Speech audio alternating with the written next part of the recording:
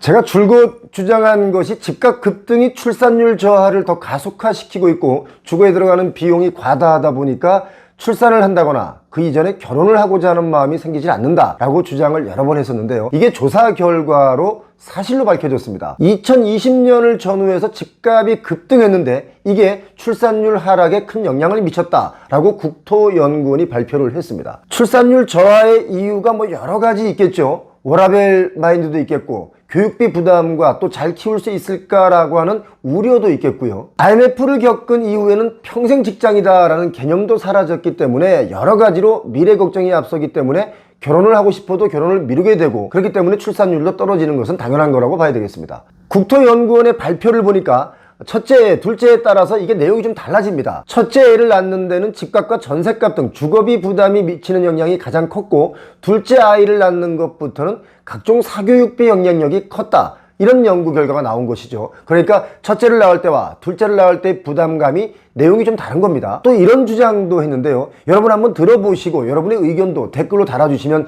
정책을 하시는 분들도 저희 표영호TV를 많이 보고 계시기 때문에 정책을 만드는 데도 도움이 되리라 믿습니다. 댓글 달아주시기 바랍니다. 합계 출산율이라는 게 있죠. 합계 출산율이라는 것은 가임 여성 한 명이 평생 동안 낳을 것으로 예상되는 평균 출산아 수를 말합니다. 합계 출산율 1.0명으로라도 회복을 하기 위해서는 단기적으로 무주택 유자녀 가구에 대한 추가 청약 가점을 부여해 주거나 또는 주택 취득 시에 취득세 면제 등 출산 지원책을 시행해야 하고 둘째 낳는 것부터는 중장기 과제를 설정해서 지속적으로 출산을 재고해 나서는 게 필요하다 이렇게 보고를 했습니다. 저도 이런 결과에 일정 부분 동의를 합니다. 현재 우리나라는 전 세계에서 출산율이 가장 낮은 상황으로 출산율이 0.78명에 불과한 실정인데요. 전 세계 출산율 저하 1위 국가입니다.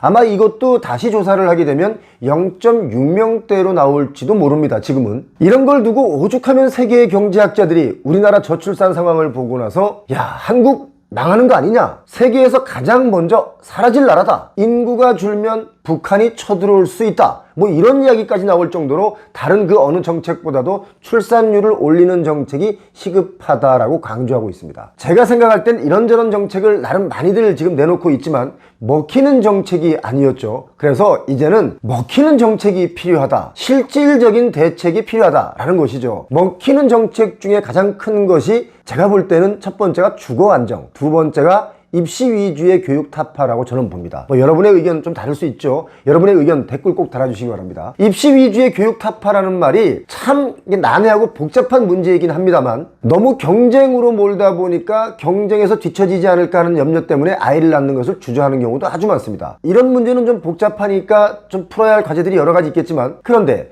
주거 안정의 문제는요, 조금만 신경을 쓴다면 어느 정도 해결이 눈에 보이는 가시적인 일이 될 수 있습니다. 세계적으로 가장 낮은 출산율의 원인, 주택가격과 고비용의 교육구조가 핵심 요인으로 제기가 됐는데 이걸 딱 한마디로 정리하면 뭡니까?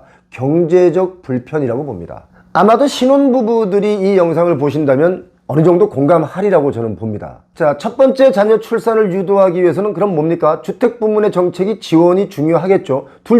둘째 이상의 자녀를 출산을 위해서는 뭐가 중요합니까? 사교육 부문에 대한 정책 지원이 중요하다. 이렇게 보고 있는 겁니다. 국토연구원은 이런 것을 또 시간 가변적인 영향을 체크해 봤더니 이런 결론을 얻었습니다. 시간이 지나면서 집값 상승에 따라 출산율 하락에 미치는 영향력이 점점 커졌다 이겁니다. 집값 상승 때와 첫째와 둘째 자녀 출산율의 시간차가 더 길어졌다는 거죠. 특히 2020년 전후해서 주택가격 상승 시기에 주택가격 상승 충격이 첫째와 둘째 자녀 출산율에 매우 즉각적이고 강한 하락 영향을 미친 것으로 분석했다. 그러니까 출산율 하락에 영향을 미쳤다. 이렇게 분석한 거죠. 이래서 제가 2019년부터 21년까지의 집값이 초급등할 때 이거 정말 위험하다. 더 뛰면 반드시 국가 미래적으로 엄청난 재앙이 될 수도 있다라고 제가 말씀을 드렸는데 이런 시기에 집값은 더 뛴다. 더 뛰어야 한다. 라고 바람잡는 분들이 아주 많았고 실제적으로 그런 분들이 19년, 20년, 21년, 22년 초까지는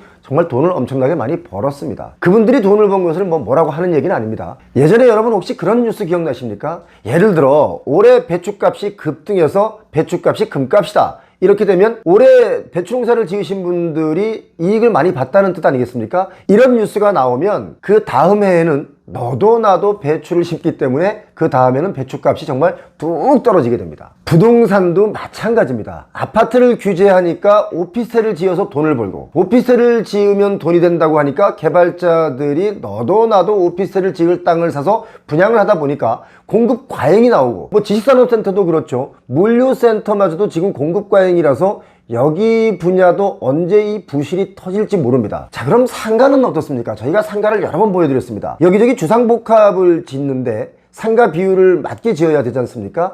지으면 아무것도 없는 이 빈 공간을 분양하는데도 분양가는 정말 엄청나게 비쌉니다. 그런데 중요한 건 이게 다 거의 완판입니다. 요즘에서 분양하는 거야 좀 안 되지만 이미 1년 전, 2년 전, 3년 전에 분양한 것들은 다 완판입니다. 왜 완판인지는 여러분 잘 아시죠? 계약금 10%만 내면 분양을 받을 수 있고 나머지는 다 대출해 줍니다. 분양을 하면 완판되기 쉽게 만들어 놨습니다. 그런데 그 빚은 고스란히 이 부동산 소비자들이 다 떠안아야 되겠죠. 대출을 받아 상가나 지식산업센터를 분양받았는데 준공 후에는 그러면 임차인이 들어와서 뭔가 세를 내줘야 이게 뭐가 맞아떨어지는데 안 들어옵니다. 그럼 뭐예요? 공실이죠. 대출 이자 내야죠, 관리비 내야죠. 수분양자들은 정말 죽어나는 겁니다. 그래서 상업용 부동산발 위기도 곧 터질 수 있다라고 보는 게 제 시각입니다. 솔직히 이런 말씀 드리면 죄송합니다만 공급이 부족한 게 아니라 공급 과잉입니다. 지금 공급이 부족한 게 아니고 시중에 돈이 부족합니다. 자, 그러면 이렇게 공급 과잉된 것들을 개발사에 세금 혜택 같은 것 당근을 주면서 저렴한 주거 공간을 짓게 하면 그나마 출산율이 올라갈 수 있다라고 보는 게 제 시각인데요. 개발자들이 또 그렇게는 안 하죠. 왜냐? 저렴한 주거 공간을 지으면 주민들이 반대하는 경우도 많습니다. 강남 개포동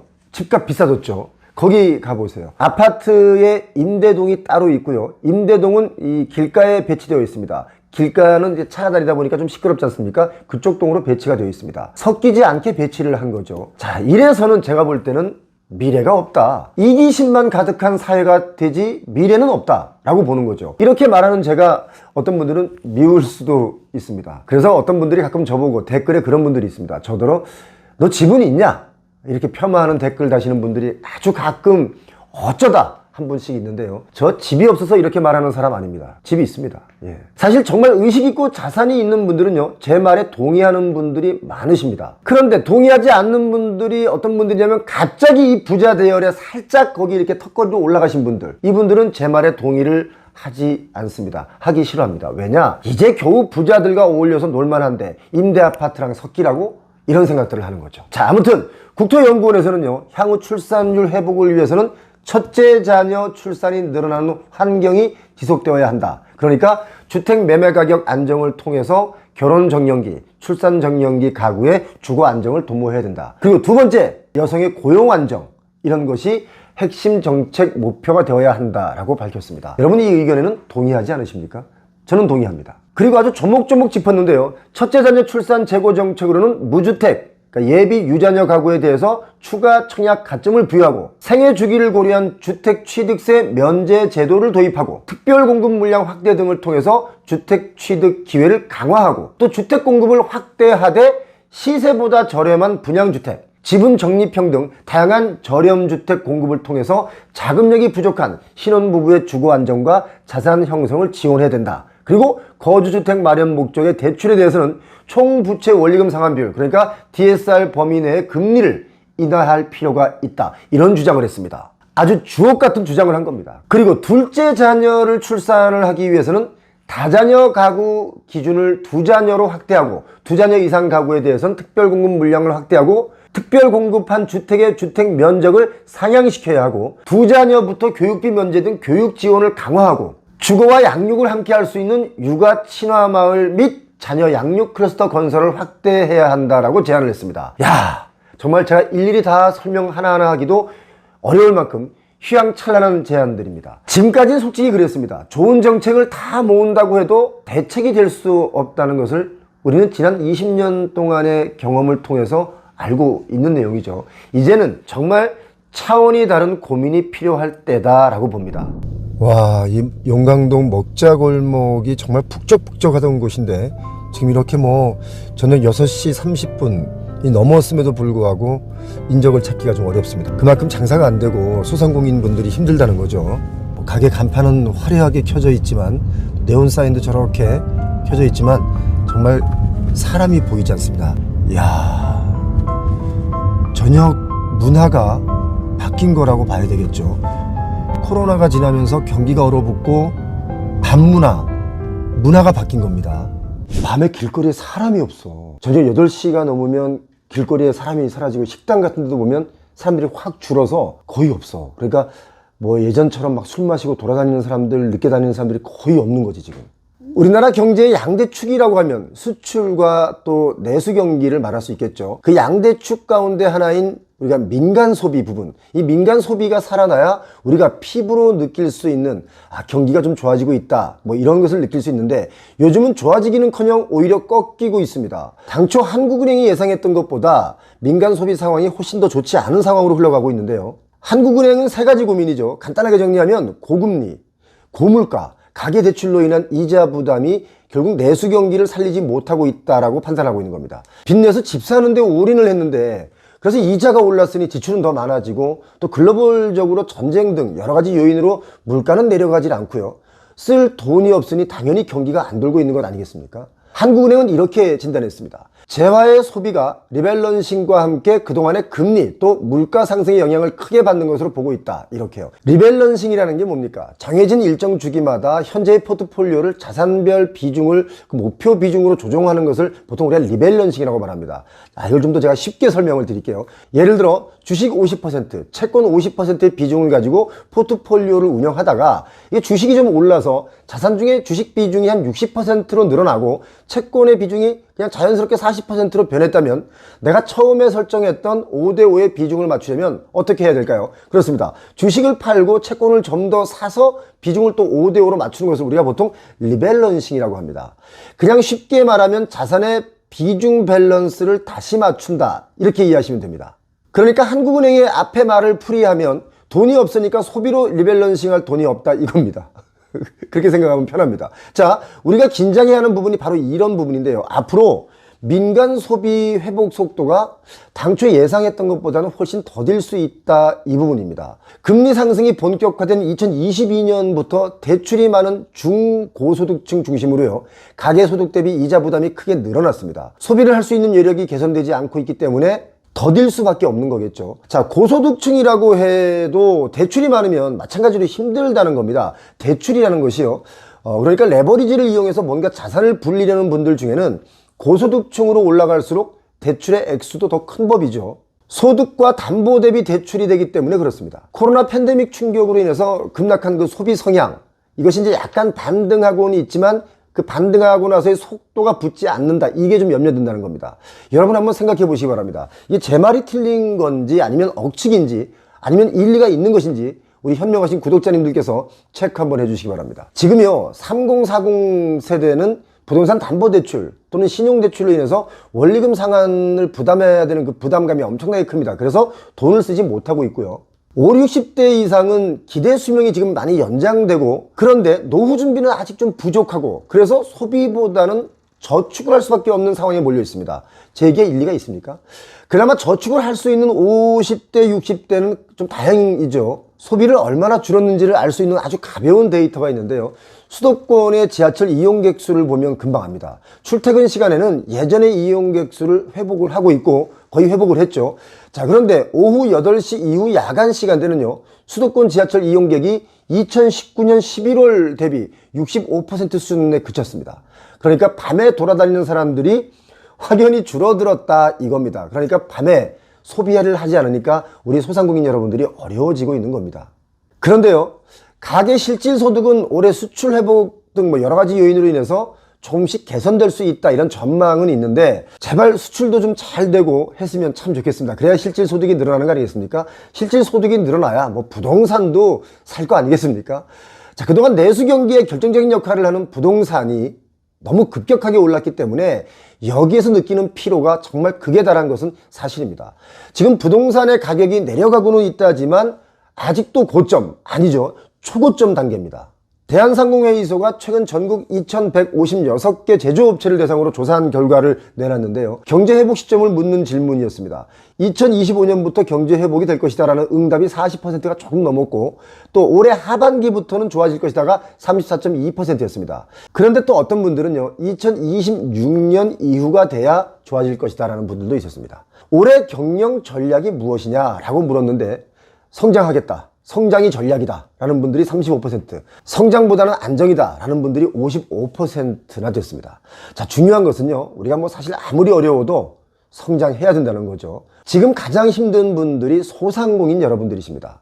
열심히 살아도 또 뭔가 혁신하고 열심히 살아온 것보다 더 열심히 살아도 왠지 모르게 나의 자산 이런 것들은 자꾸 후퇴합니다. 그리고 빚은 늘어납니다. 그로 인해서 정말 우리 소상공인 여러분들 가장 힘든 시기가 요즘일 수 있습니다. 주택의 값이 사실상 급격하게 하락을 해도요, 우리 경제에 미치는 영향은 어마어마한 충격을 줍니다. 갑자기 가난해지기 때문이죠. 그렇다고 집값을 계속 떠받치면 어떤 일이 벌어지느냐, 건설사나 은행 또는 투기 세력을 살릴 수는 있겠지만 선량한 자영업자, 또 서민들, 중산층은 정말 숨이 막힐 수도 있습니다. 그리고 분명한 것은 부동산 값이 계속 오르면요, 시공사나 개발업자, 은행은 계속 부자가 될 수 있을까요? 그렇지 않습니다. 그들도 가난해질 수 있습니다. 계속 부동산 값이 오르면 아무도 안 삽니다. 그럼 그들도 다 망하는 겁니다.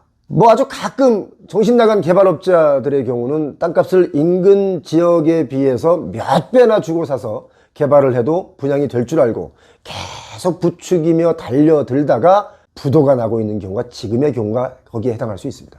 그런데요, 정말 요즘 똑똑한 개발사들이 많이 있는데 그들은요, 한 템포 쉬고 있습니다. 자, 코로나 이후에 문화가 바뀌었습니다. 많이 바뀌었습니다. 저의 생활도 많이 바뀐 것 같습니다. 일단 회식을 안 하는 회사들이 코로나 이전보다는 79%, 거의 80%나 늘었고요.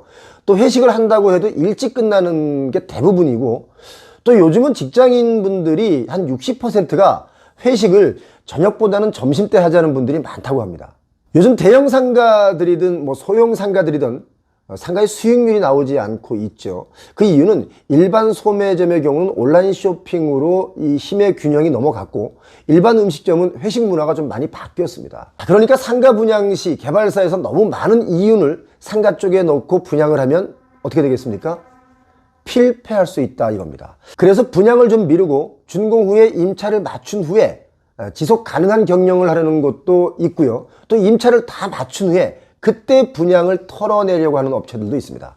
그런데요, 사실상 임차를 다 맞춘 것도 렌트프리로 잠깐 들어왔다가 렌트프리가 끝나면 다시 나가는 것도 있기 때문에 상가를 사시거나 임차를 하시거나 또는 분양을 받으실 때는요, 반드시 여러 차례 걸쳐서 전문가분들을 대동하고 반드시 임장을 해보시기 바랍니다. 임장을 하신 후에 이건 내가 사도 좋다, 입점을 해도 좋다라는 생각이 들면 그때 하셔도 늦지 않습니다. 집값 폭등이 이끈 출생률 급락, 그러니까 집값이 뛰면서 출생률이 급락했다 이겁니다. 여러분은 출산율의 하락 가장 큰 원인이 뭐라고 보십니까? 표용호TV가 자체 설문조사를 했는데요, 20분 만에 10,000명이 넘게 투표를 해 주셨습니다. 질문은 바로 이거였습니다. 여러분은 출산율 하락의 가장 큰 원인이 뭐라고 보십니까? 자, 1번 부동산 가격 급등으로 인한 주거 불안정, 2번 교육비와 육아의 부담으로 인한 비혼, 3번 불안한 미래로 인한 결혼 포기, 1, 2번의 복합적인 문제, 이렇게 세 가지의 경우를 놓고 투표를 했는데, 물론 1, 2번 복합적인 문제다라고 하는 분들이 76%를 차지했고요, 부동산 가격 급등으로 인한 주거 불안정이 15%를 차지했습니다. 이걸 합치면요, 한 91% 정도 되는 분들이 주거 불안정에 대한 문제를 짚었습니다. 물론 많은 의견들이 있습니다. 여러 가지 의견들이 있죠. 자, 어떤 분은 이런 댓글을 달아주셨는데요. 돈을 모으는 이유, 첫 번째가 내 집 마련을 위해서, 두 번째가 결혼을 위해서, 세 번째가 자녀 교육, 그리고 네 번째가 노후 준비라고 되어 있는데, 1번은 꿈도 꾸기 어렵다, 그러니까 내 집 마련은 꿈도 꾸기 어렵다. 그리고 2, 3번은 안 하면 그만이다, 그러니까 결혼과 자녀 교육, 자녀를 안 낳으면 그만이다, 이 뜻입니다. 이 정도로 지금 심각한 문제를 안고 있습니다. 그리고 이 댓글 속에는 정말 다양한 의견들이 있는데요, 여러분 시간 나시면 한번 이 댓글들 꼬박꼬박 한번 읽어봐 주시길 부탁드리겠습니다. 국토연구원의 보고서를 제가 보니까 출산율이 급격히 감소한 이유는 집값 상승에 있는 것이다, 이렇게 확인이 됐습니다. 이 보고서의 통계를 보면 집값이 급등하는 시점과 합계 출산율이 급락하는 이 시점이 맞물려 있습니다. 한마디로 집값 급등기에 결혼도 포기하고 아이 낳는 것은 당연히 포기하는 것이다, 이렇게 봐야 되겠죠. 세계적으로 볼 때 저출산이다 라고 하면 합계 출산율이 2.1명 미만을 저출산이다 라고 합니다. 남녀 둘이 만나서 둘을 낳으면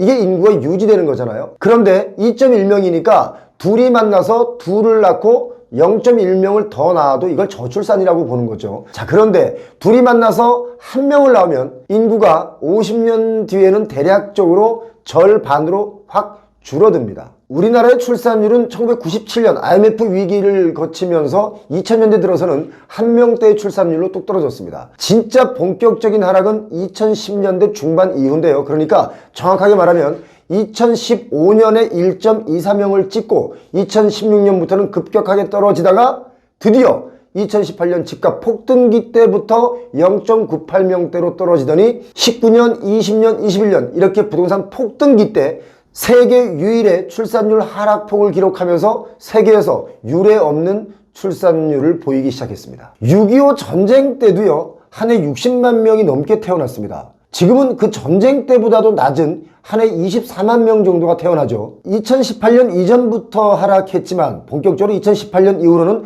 회복이 불가능할 정도로 떨어지고 있습니다. 자, 집값 상승 분위기, 이게 감당이 안 되니까 출산율은 떨어지기 시작했고 20년, 21년엔 가장 가파르게 주택가격이 막 미친 듯이 올랐었는데 여기서 진짜 놀라운 것은 서울의 집값이 많이 올랐지 않습니까? 출산율이 0.59명대까지 떨어졌습니다. 서울은 평균치 이하로 떨어졌습니다. 서울은 희망의 도시가 아니라 뭡니까?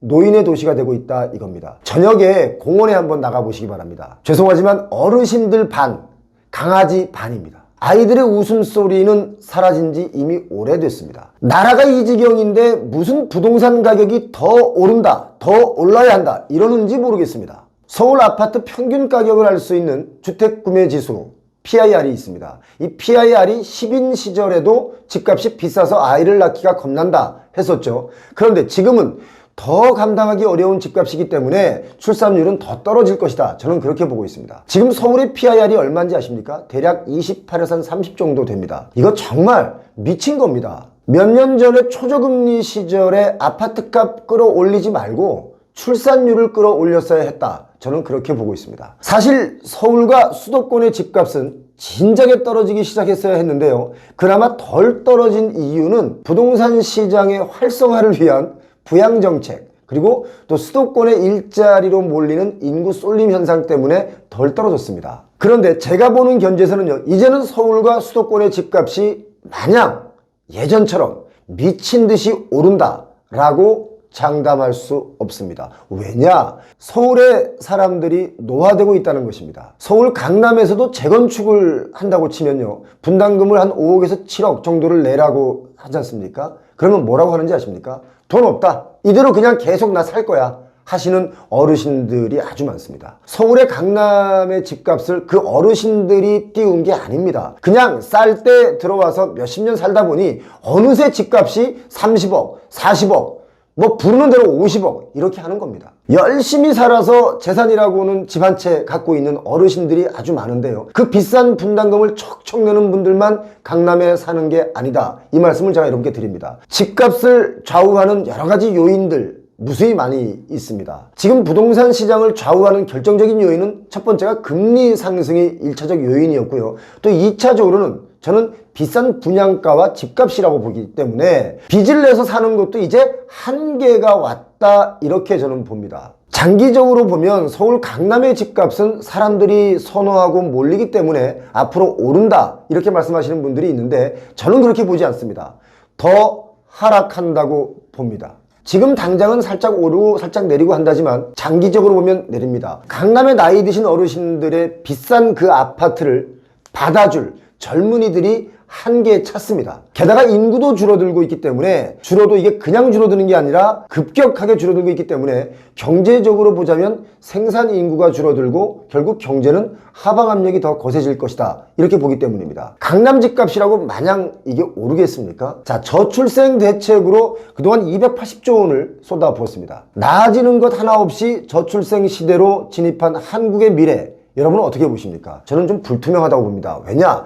인구, 우리나라는 특히 자원이 없는 나라이기 때문에 능력 있는 인재 배출로 인해서 세계적인 부국이 됐습니다. 그런데 그 인재로 길러져야 할 출산율이 급락하고 있기 때문에 불투명하다, 이렇게 보는 것이죠. 정치권에서는요, 앞으로 이 저출산 문제를 해결하기 위해서 부동산 시장의 가격의 하향 안정화를 이루는 분이 대통령이 될 것이다. 그리고 그런 분이 세종대왕처럼 역사에 칭송받을 것이다 라고 저는 봅니다. 출산율을 올리려고 뭘 준다 이런 것도 물론 좋겠지만, 정작 중요한 것은 부동산 가격은 계속 오르게 그냥 두면서 뭘 준다 라고 하면 그게 포퓰리즘이지 뭡니까? 결국 나라 곳간 내어주고 표 달라는 것밖에 안 되는 거 아니겠습니까? 대출 늘려주지 말고요, 집값 끌어내려 주시면 효과가 더 클 겁니다. 대출 늘려줘봤자 평생 일해서 갚지도 못할 그 빚만 지게 하는 거 아니겠습니까? 자, 집값 급등기에 뚝 떨어진 출산율 0.78명. 아마 이 통계도 다시 통계를 잡으면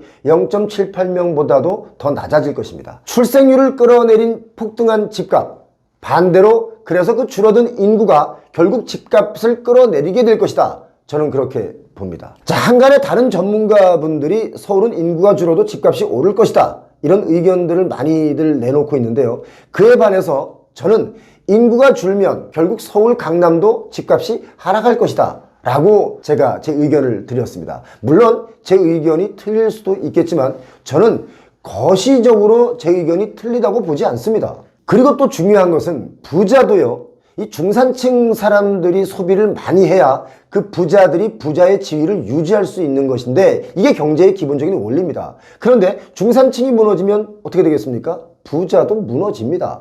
소위 부자라고 하시는 분들, 이런 것을 좀 잘 아셨으면 좋겠습니다. 자, 부동산 개발을 해서 비싸게 분양해서 또는 뭐 나만 돈 벌면 되지라는 생각으로 본인들은 돈을 많이 벌면 좋겠지만 사회가 경제적으로 불안해지면요, 격차가 너무 심해지면요, 그들이 이뤘던 그 부도 한순간에 날아갈 수 있다는 거, 이건 명심해야 됩니다. 지금 우리나라의 가계 경제를 표현하자면 제가 볼 때는 호리병 모양이 될 것 같습니다. 이렇게 윗부분은 아주 적고 중산층이 많이 무너진, 물가에 무너지고 집값에 무너진, 이 무너진 중간 부분은 아주 가늘고, 또 밑부분, 이 서민층은 굉장히 두툼한 모양의 호리병 모양일 것이다 라고 저는 보고 있습니다. 지금 우리 중산층들 중에 어떤 분들은 주거비용을 감당하기 위해서 퇴근하면 투잡을 뛰는 분들이 아주 많습니다. 전 세계적으로 중산층이 무너진 나라치고 잘 사는 나라가 없습니다. 인구는 줄고 비싼 집값을 받쳐줄 예비 빚쟁이들도 줄어들고, 부동산 가격은 이상하게 오르고, 또 내리려고 발버둥 쳐도 이걸 못 내려가게 잡고 있는 이 현실, 정말 안타깝습니다. 여러분 의견은 어떻습니까? 여러분 참, 한 30% 정도의 하락한 아파트들이 이제 머지않은 미래에 쏟아지리라 저는 그렇게 보고 있는데, 그런 아파트가 급매로 나오면, 또 입지가 좋다면 매수를 준비하시는 것도 여러분 좋은 포지션의 전략이라는 말씀 제가 드리겠습니다.